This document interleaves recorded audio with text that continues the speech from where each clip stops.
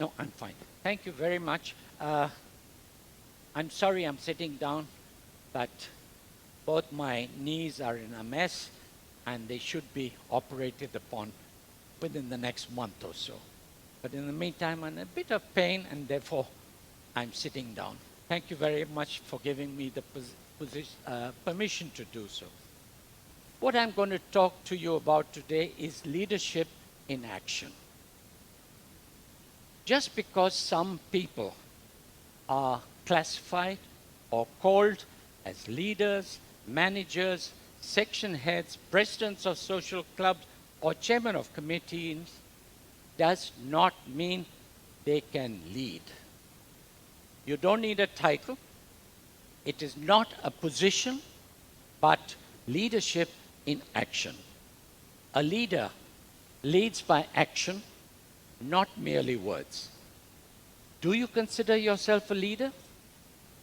If so, which one of these 4 classifications would you put yourself into?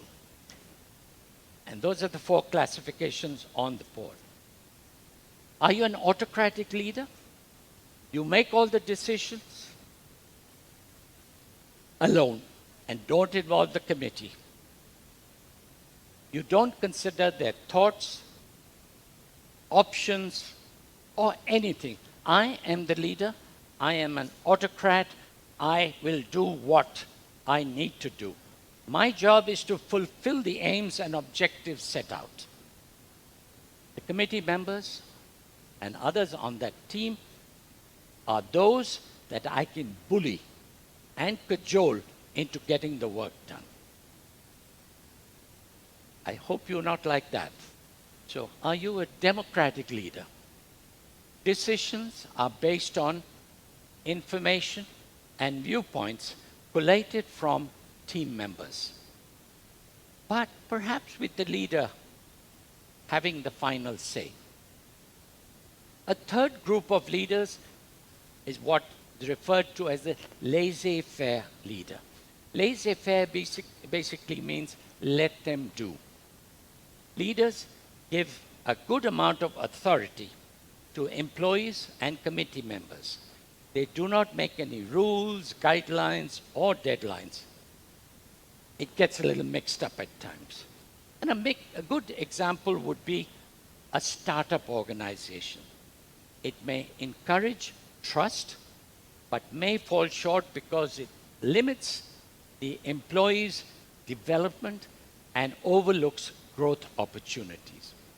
Very often, the person whose idea it is to start something is often a technical person and can be not such a good leader and can fail because he has not been able to lead.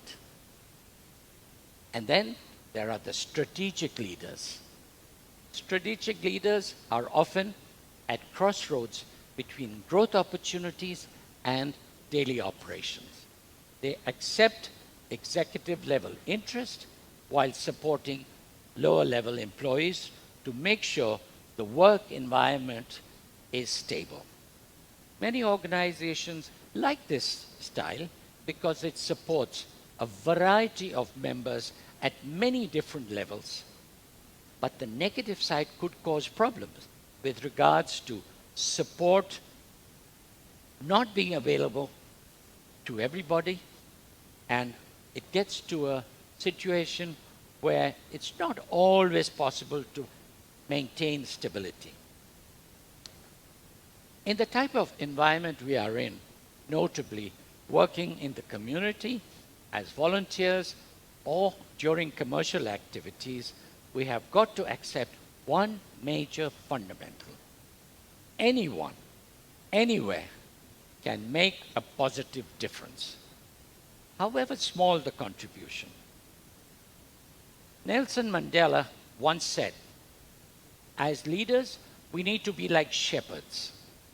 They stay behind the flock, letting the nimble animals go out ahead, whereupon the others follow, not realizing that all along they are being directed from behind.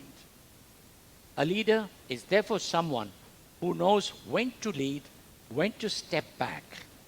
The leader lets the team explore and implement ideas that can build trust, skills, and confidence. If the leader's actions inspire others to dream more, learn more, do more, and become more, then he is a leader. A leader is about what we do collectively, not about who gets the credit. He is firm but fair. His goal is to inspire and push the team to the best that they can be. Here, fundamental intelligence comes into play, and that concept becomes the best guiding light for people who are leading teams. In community service operations, which are often based on volunteering, a real leader recognizes that they serve the people that they lead. And one often hears of the phrase servant leaders, and that's what leaders should be. One of the thoughts behind the statement can be that the function of leadership is to produce more leaders, not followers. Having understood what we are trying to highlight and understand about being a leader, can I switch to some fundamentals that we need to look into as leaders of projects, proposals, and action plans? For this, I use an anagram called SEPA, S-A-P-A-R. There we are. Any program that requires action and support needs to contend with these 5 fundamentals: survey, analysis, planning, action, and review. Now, survey is, to start with, it requires you to try and understand what needs to be done, what and how we need to do it within the limitations available to us. Analysis, one then analyzes what we can do and how we can contribute. And then planning. Planning, this is the main point of project planning. The A to Z of the activities, taking into account the who, what, why, when, where, and how of the goals we need to set out. Here we will need to take into account the budget and finance available, and where and how it should be obtained and spent. The timetable of activities would need to be established to keep us on top of the proposals and things and deadlines for completion. Once we've got that plan going, then we've got to act on that plan. So having established a plan, we need to act on this. Who does what, how, where, and when within the deadlines set out.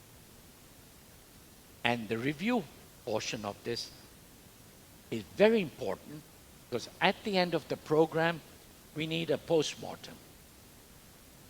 One would need to review the work done, where we did not achieve our goals, what could and should have been done, and where necessary, to produce a report, which is important. This report would then include factors such as working within the budgets. Reviews and reports can also guide others who may be called upon to lead and serve.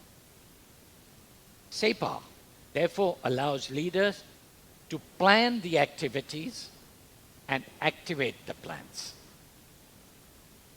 Lao Tzu once said, "A leader is best when people barely knows that he exists.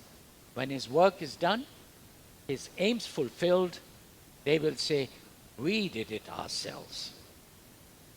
Leadership is about what you do collectively, not about who gets the credit. Please remember that. It's a collective responsibility. Martin Luther King commented, "A genuine leader is not a searcher for consensus, but a molder of consensus." Leadership then is about inspiring people to be their best, not necessarily being the hero. Teaching the next generation of leaders or other committee members is part of leadership. One of the most dreaded traits of a leader is ego. Fundamentally, if you can't swallow your pride, you can't lead. You have to leave your pride at the door. As leaders, you will often encounter violent opposition from mediocrities who are often influenced by prejudices. You've got to be careful of them. To offset them, you have to use intelligence, which is the best guiding light for people who lead. A leadership guru, Susan Massa, in her publication, Random Acts of Leadership, commented that you don't have to be the leader, you have to be a leader. She also emphasizes our future is up to me.